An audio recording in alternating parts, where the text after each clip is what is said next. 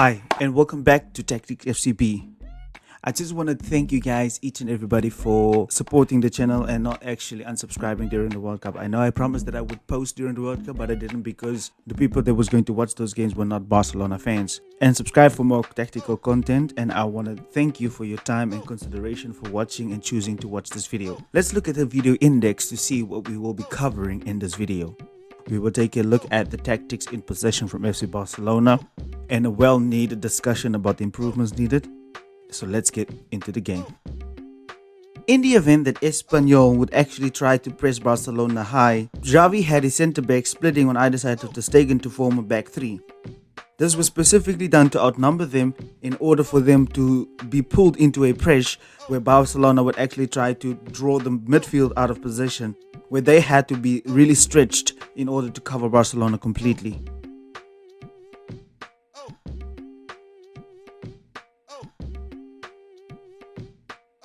Espanyol soon realized that this was not going to work, so they sat in a medium to low block in order to pin down Frenkie de Jong actually. They were very determined to use their number 9 to put pressure on whichever centre-back actually had the ball.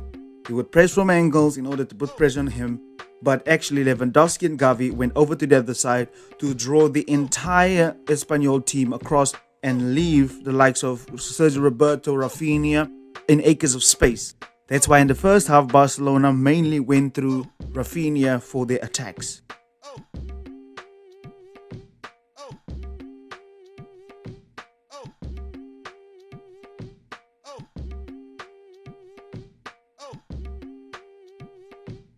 The centre-back started to dribble forward since Frenkie de Jong was pinned back. This whole purpose was to draw over the near side winger or one of the pivots to actually come out onto the ball and press.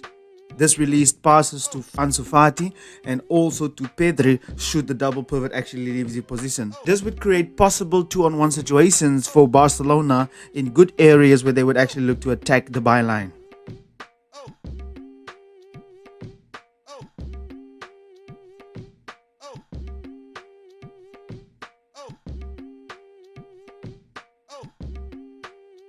Another way to bypass this is when the centre-back went forward actually, the number 9 would actually follow the centre-back by putting pressure.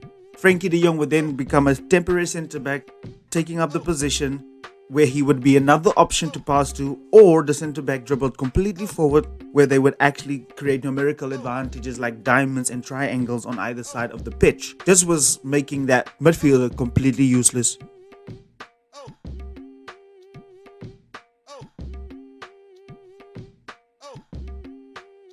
So Espanyol adjusted. When the centre-back dribbled forward, then number 9 would actually follow the centre-back, but they actually now started to pressing from deep onto the centre-back. Now this would seriously put it in danger by intercepting a pass into midfield, meaning that Sergio Roberto actually had to go back as well. So now the winger over there would actually then push up to actually go and put pressure on Sergio Roberto as well to create a 2-on-2. And that was so much danger for Barcelona. Barcelona actually switched to a back 3 then, with Sergio Roberto staying back in order to help in the build-up in that phase, which actually helped Barcelona an awful lot.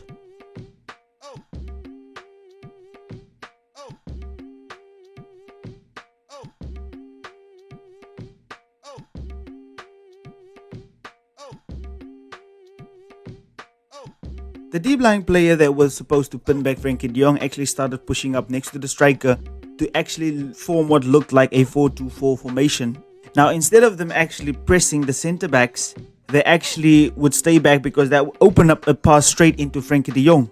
But they stayed back because the fullbacks were covered and now the only options were the centre backs. But Frenkie de Jong actually dropped in between the centre backs to form a back 3, meaning that Barcelona played for a while with no holding midfielder.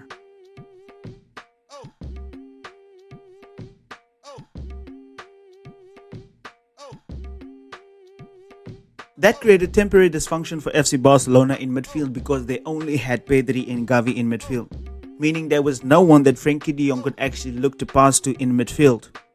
Now the only other option was actually to go and look to find Frenkie de Jong for Pedri and Xavi. However, that was risky and meaning Barcelona could be in serious trouble in transition. So the only other way was for Frenkie to pass the ball sideways, look to dribble, but those guys were actually really covered, whereas the fullbacks were actually pinned back. However, Xavi actually had Pedri dropping next to the centre backs, where Gabi would go up higher, and Frankie and Pedri actually swapped as well, making turns to drop next to the centre backs.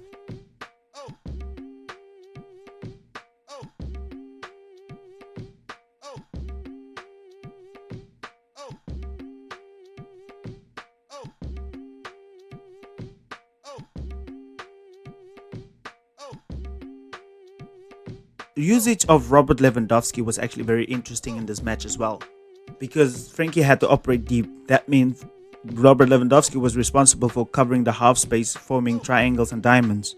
This forced the whole Espanyol over to one side in order to keep up, and Fati would actually invert as well, leaving space for Jordi Alba.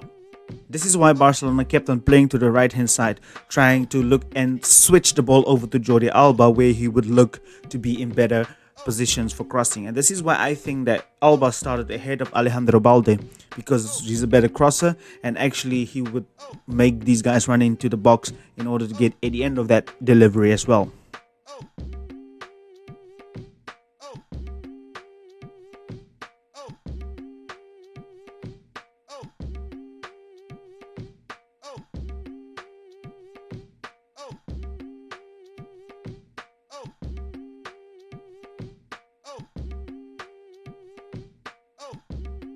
There's definitely some improvement needed from Barcelona, and we can understand that they actually come from a break and the World Cup as well. But let's take a look at all of the points that Barcelona actually needs to improve on. The first one is our ball circulation is actually very slow and very pedestrian. We pass the ball way too slow, we don't know what to move. Our intensity levels are also very low compared to the rest of Europe, where Barcelona is just not up there. There's no urgency. Xavi's lineups are also inconsistent, as he disrupts the rhythm of the team constantly by chopping and changing his 11. We need to start looking at different formations as well, so that we can keep three-man midfield, but at the same time change whatever the case may be around Barcelona as well. However, this is a great start, and we can see that Barcelona actually, in my opinion, has shown tactical variety and tactical adaptability in this game, and I think Xavi did good. If you are new around here, please do subscribe to the channel and support the channel. Jump on the bandwagon for Tactics FCB, and thank you for watching. I do actually appreciate you guys so much, you wouldn't understand. Thank you for watching, and please do subscribe for more. I'm out.